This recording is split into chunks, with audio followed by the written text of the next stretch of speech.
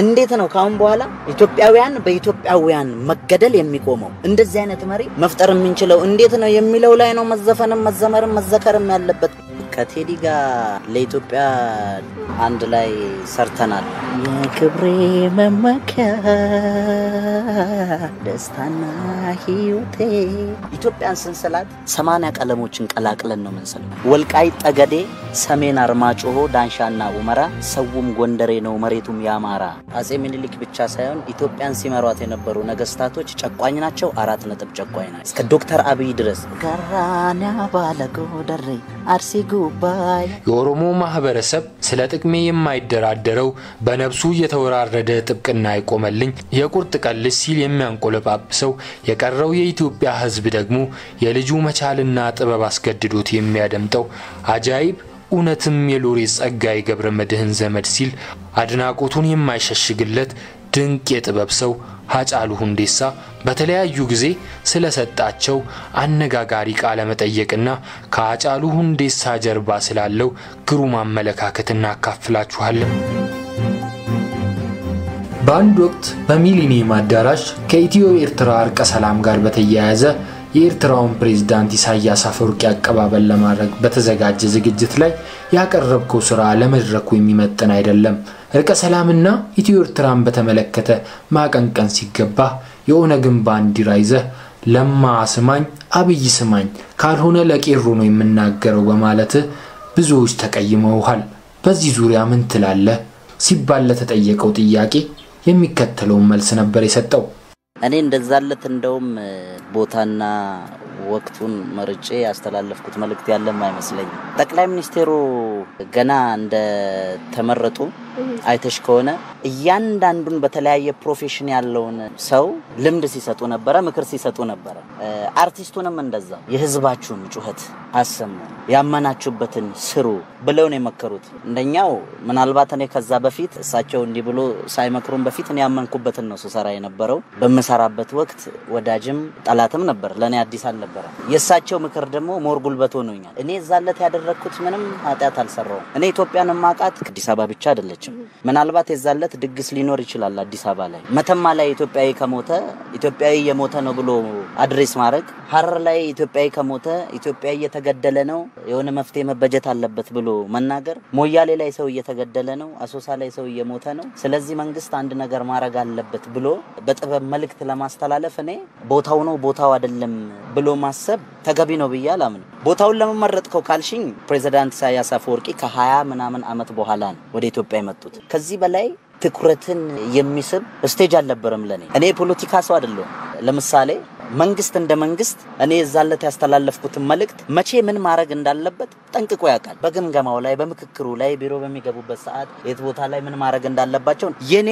መገማገሚያም መልእክት ማስተላለፊያም ያና ያ መድረክ ብቻ ነው። እንደ ጥበብ ሰው ለወገኑ እንደሚቆረቆር የጥበብ ሰው ያቺ መድረክ ብቻ ናት። በመጀመሪያ የሚጠበቀው የማይጠበቀው ብሎ መደምደም የሚቻል አይመስለኝ። ምክንያቱም ለምንድነው አትሌት አይደለሁም ባይዘው በዚህ መወቀስ የለብኝም ማለት አንድ አትሌት ለምሳሌ ያክል ቀነኒሳ በቀለ ትራኩን እንዳለ ጨርሶ የኢትዮጵያን ባንዲራ መቀበል ትቶ የሌላ ሰው ሀገር ባንዲራ ቢቀበል ምናልባት ወቀሰው እጅግ በጣም መልልሽ ፈልጌ ነው። እኔ ወደ አዳራሽ ገብቼ ልዘፍን ስቴጅ ላይ ስወጣ ያየሁት ባንዲራ የኢትዮጵያን ባንዲራ ብቻ አይደለም። ድሮ እጃችን ላይ ከተገኘ አምቦ ቶርች ስንደረግበት የነበረው የኦነግ ባንዲራም ነበር። የኢትዮጵያ ባንዲራ፣ የኤርትራ ባንዲራ፣ የኦኤልኤፍ ባንዲራ፣ የኦሮሞ ያባገዳ ባንዲራ ከዛም በላይ ባንዲራ ነበር። የዛለት ዝግጅቱ ሲዘጋጅ ወደ ሚሊኒየም አዳራሽ ጉዳዩ ባንዲራ ከሆነ መግባት ያለበት ከኤርትራና ከኢትዮጵያ ባንዲራ ውጪ ሌላ ባንዲራ መግባት የለበትም ብለው መወሰን የነበረባቸው ሴሬሞኒውን ያዘጋጀው አካል ነው ብዬ ነው ማምነው። በወቅቱ የገባው ባንዲራ እንግዲህ ውቅና ተሰጥቶት እስከገባ ድረስ ይሄን ነበር መያዝ አለበት ይሄን መያዝ አልነበረብህም ብሎ ሰውን መኮንን ተገቢም አይመስለኝም። ይሄ አስተሳሰብ ከየት እንደመነጨም አላቅም። እኔ ባንዲራ ተቀብዬ ሳይሆን ለመስፈን የገባሁት ወደ ስቴጅ የዘፈኔንና መልእክቴን ለማስተላለፍ ነው። በወቅቱ የተሰጠኝን ነገር ከኦዲየንስ ደግሞ የመቀበል ግዴታ ነበረብኝ። የማልዋሽሽ ነገር ቤት ውስጥ የነበረውን በአዳራሽ ውስጥ የነበረውን ባንዲራ እንዳለ ቢሰጡኝ ወስድ ነበር ይዛል የዘጠኙም ክልል ባንዲራ ቢገባና ቢሰጠኝ ችግር የለብኝም ምክንያቱም መንግስቱም ማምኖበት ገመንግስቱም ማምኖበት ተፈትሾ ያለፈ ባንዲራ ስለሆነ የምወቀስበት መንገድ ሊገባኝም አልቻለም ከኢትዮጵያ ፖለቲከኞችም የሚያደንቀውና አግኝቶ ማነጋገር የሚፈልገውን ሰው ሲጠየቅ በሚከተለው መንገድ ነበር የመለሰው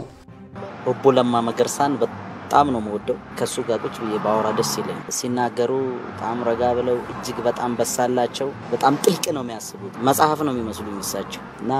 ኦቦ ለማ መገርሳ እጅግ በጣም ትልቅ ክብር ነው ያለኝ በወቅቱ ስለ ጠቅላይ ሚኒስትሩም የሚከተለው መልስ ነበር የሰጠው ፕራይም ሚኒስተር ዶክተር አብይ ወደ ስልጣን ከመጡ 4 ወር ከ15 ቀን አካባቢ ውስጥ እንግዲህ የሀገራችን ህዝቦች ዲሞክራሲ ምን እንደሚመስል አትሊስት በ4 ወር ውስጥ ያዩ ይመስለኛል በጣም እሳቸው እንግዲህ ይሄን ህዝብ ባልተለመደ መልኩ በፍቅር ለማስተሳሰር የሰው ልጅ የተሰማውን በአደባባይ እንደፈለገ እንዲናገር በእኔ አንደበት ተነግሮ ማያልቁ ማለት ከኛ ሶሳይቲ ከኛ ህዝብ ከሀገራችን ህዝቦች አይምሮ በላይ የሆኑ ነገሮች ታይተዋል ቃል ከመግባትም አልፎ በተግባር ያሳዩበት ሁኔታ ነው የሚታየው እዚህ ሀገር ላይ የተለመደው ከነገስታቶቹ አንስቶ እስከ ቅርብ ጊዜ ራሱን ዝቅ አድርጎ ለህዝብ ጎንበስ ቀና ማለት ሳይሆን ወይ ከህዝብ ጋር ተቀላቅሎ ህዝብ መሽተት ሳይሆን ምን አይነት ነገር እንደነበረ ማንንም ሰው የሚያውቀው ነገር ነው ይሄ አሪፍ ነገር ነው ግን ያየሁት ነገር ምንድነው ህዝባችን ለመለማመድ ጊዜ የሚያስፈልገው ይመስለኛል ለመንግስት ሳይሆን እንግዲህ ይሄ በጣም ሲረገጥ ሲጨቆን ሲበደል የነበረ ህዝብ በአንድ ጊዜ እንደዚህ አይነት ፈራያ እግዚአብሔር ያለው መሪ መጥቶ እንደፈለኩን ሲለው ያን ራሱ እንዴት አድርጎ መሆን እንደሚችል ላያቀበት ይችላል በአጠቃላይ ስታዩ ጥንቃቄ ያስፈልጋል ከመንግስትም ከህዝብም እንጂ አትሊስት ያለው ነገር ሰው ከፍርሃት እንዲወጣ አድርገውታል ትልቁ ያደረጉት ነገር ፕራይም ሚኒስተሩ ሰው እንዳይሰጋ መንግስትን እንዳይፈራ ማለት ይጨቁነኛል ሊበድለኛል ብሎ እንዳያስብ አድርገውታል የራሴ መንግስት ነው ብሎ እንዲያስብ ጨቋኝ ነው ሳይሆን የራሴ መንግስት የሚያዝንልኝ መንግስት ነው የሚያከብረኝ መንግስት ነው የሚታዘዝልኝ መንግስት ነው ብሎ እንዲያስብ እንጂ እንደ ንጉስ አይቶት እንዳይፈራው አድርገውታል ህዝቡም ደግሞ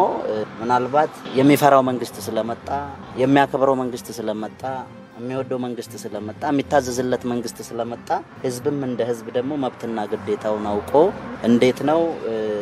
አዛፋው መመለስ ያለበት ለመንግስት የሚለው ነገር ያሳስበኛል እሱ ደግሞ በሂደት የሚስተካከልም ይመስለኛል እንግዲህ ከብላቴናው የጥበብ ሰው ቴድሮስ ካሳሁን ወይም ቴዲ አፍሮ ጋር ተገናኝቶ ያውቅ እንደሆነና ስለ ስራዎችም ተጠይቆ ሲመልስ እንዲህ በማለት ነበር ከቴዲ ጋር ለኢትዮጵያ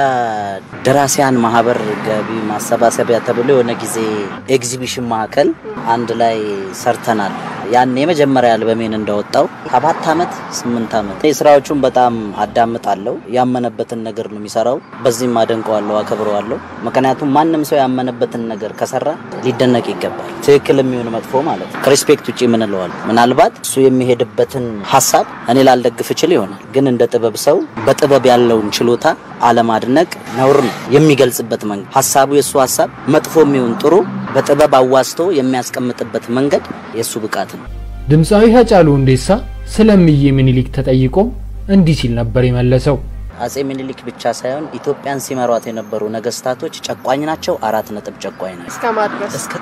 እስከ ቅርብ ግሬ ድረስ እስከ ዶክተር አብይ ድረስ ዶክተር አብይ እንግዲህ ወደፊት ሊሆን የሚችለውን አብረን የምናየው እንደኔ ሐሳብ ኢትዮጵያን እንደ ኢትዮጵያ ለማቆየት የኢትዮጵያን ህዝብ ግማሹን አስርበው ወይ ገለው ሰቅለው ኢትዮጵያን ለማቆየት የሚደረገው ስርዓት ወይ አካሄድ ይኮነናል ምክንያቱም ደግሞ